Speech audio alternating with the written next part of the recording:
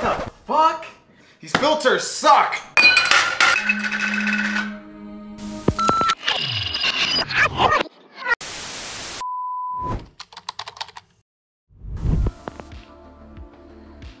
Hey, what's going on, guys? So I'm really excited because I just finished building this Sony a7 IV cinema rig, and I got some milky, buttery smooth shots of Billy and Luca outside, and I'm super excited to check the footage out and show you all. So let's go check it out. Come on.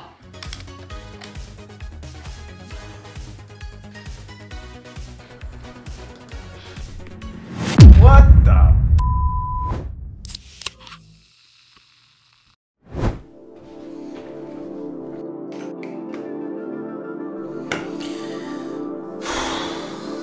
Guys, I'm disappointed and I'm upset.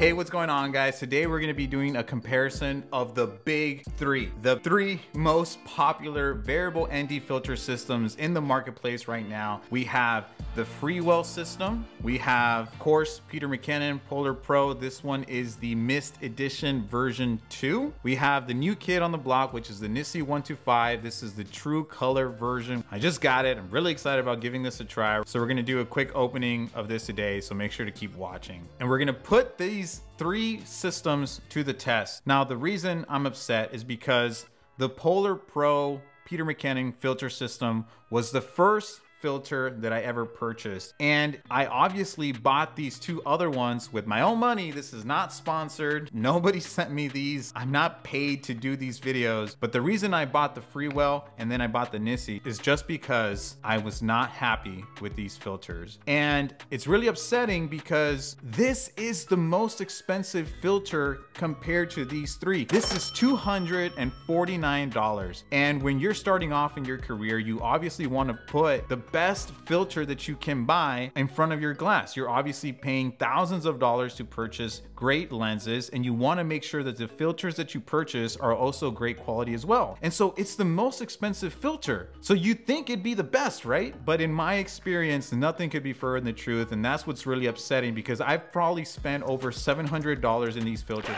You spent $700 on this?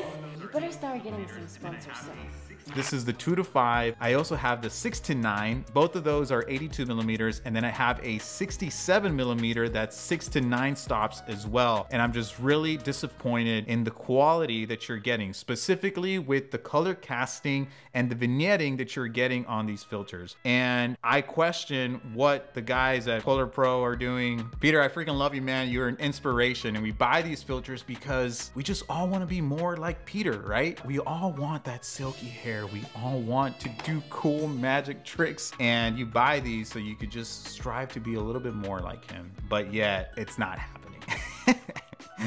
So that's what led me to purchase the Freewell system. Now, I honestly don't have any complaints. I really love this system. The reason why I bought it was because I hated having to screw the filters on and off, since I shoot both photo and video. Being able to quickly take this on and off has just been a game changer. I did a video about this recently, just going on my travels and being able to go from shooting video to shooting photos in seconds. And this filter system has been amazing. For this whole system, you're getting this really cool case as well. $399. So $399 for everything. The PolarPros, like I said, I paid over $700 for everything. But the reason why I bought the Nisi recently is because in my previous video, I showed that I also purchased a small rig matte box. And the reason why I got that one in particular was because you could screw on these circular filters on there. Now, I did see a video from Ryan Cow. I hope I'm saying your last name correctly, man. Great YouTuber, go and check him out. But he was able to put on his Freewell system, especially with a mirrorless camera. But kind of like, if you're not using rectangular filters, then for some reason I am not able to put it on mine. I don't know if it's because I have the newer version of the Freewell system or what it is. So that did not work for me. And so I wanted to go shoot some video of Billy and Luca walking outside, get that sunset, get those beautiful shots. So I bust out my PolarPro filters, and then this happened.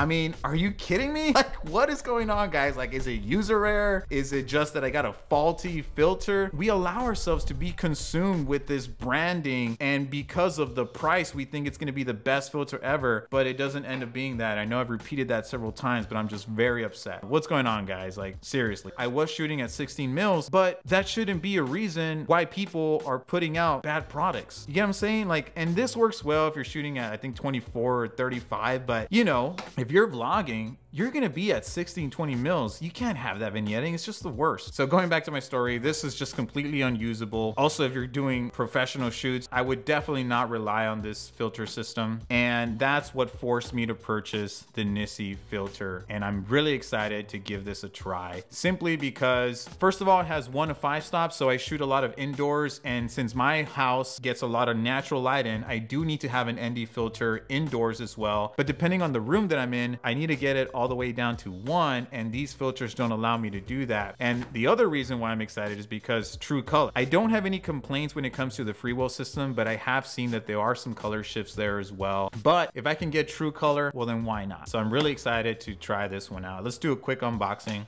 Got my handy dandy knife here. Make sure this is in frame.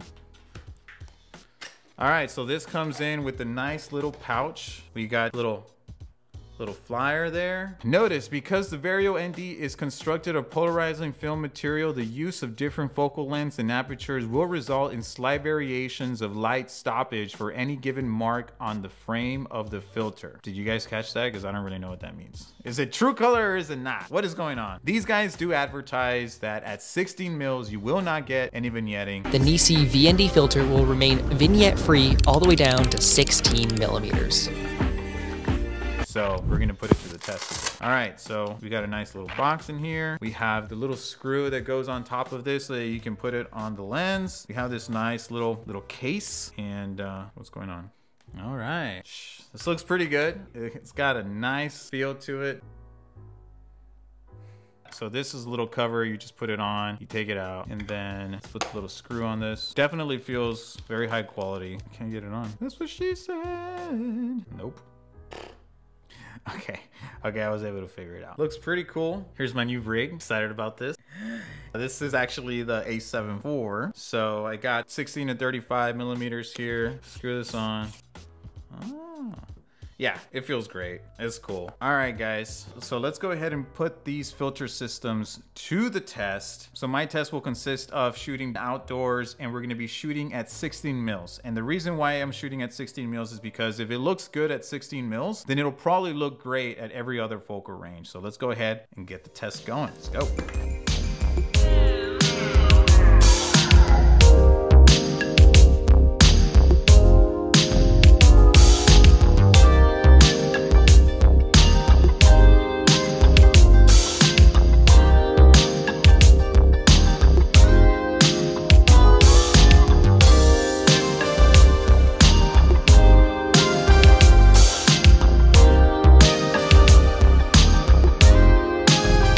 All right, guys, we're back from shooting the test. I hope you guys have found that insightful. I know I have. I was actually quite surprised with the results. First, let's analyze the Freewell footage. So looking at this, with the Freewell system, I was never aware how much of a color shift there was. A lot of the times you're shooting, you're running, gunning, you know, you just change the white balance and it's fine. Honestly, the color shift is not such a big deal for me, but what really bothers me is the vignetting once you crank it up to 5 stops. And so once you bring it to 5 stops, the image just looks really muddy and you lose all this saturation within the image. And then you start to see this vignette on the bottom left corner and on the top right corner, and again it just looks really muddy, and I'm actually a little surprised. I didn't know that Freewells looked like this at 5, and it is a little disappointing. Next to that, we're looking at the PolarPro. Now I don't see a massive color shift within the PolarPro, at least not at the 2 stops, but once you crank it up to 5 stops, that's where you just see a vignette on the entire image, which is ridiculous. Now saturation seems to be going up. Obviously, everything's getting a little bit darker. Duh.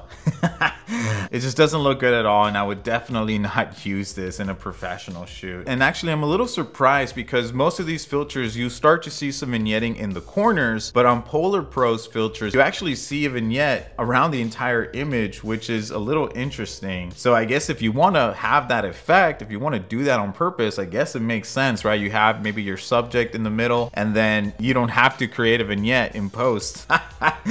So I guess everything has its pros, right? And then lastly is the Nisi. So definitely the Nisi has the least color shift. I do think there is some color shift there, to be honest, but it's very subtle and you can barely tell. And then once you crank it up to 5 stops, there seems to be like this purple haze to the image. Again, if you white balance correctly, it'll be fine, but it has the least vignetting that I've seen out of all 3. I do see some vignetting coming in, maybe in the top left corner and maybe a little bit on the bottom right. But honestly, if I wasn't making a comparison between both images, I would have not noticed. Like I think this image out of all 3 of them is the most usable. So there you have it, guys. What do you think about the tests? Have you had these similar experiences yourselves? What are your thoughts on the vignetting and the color casting? Go ahead and comment below, and I'll see you all next week. Bye-bye.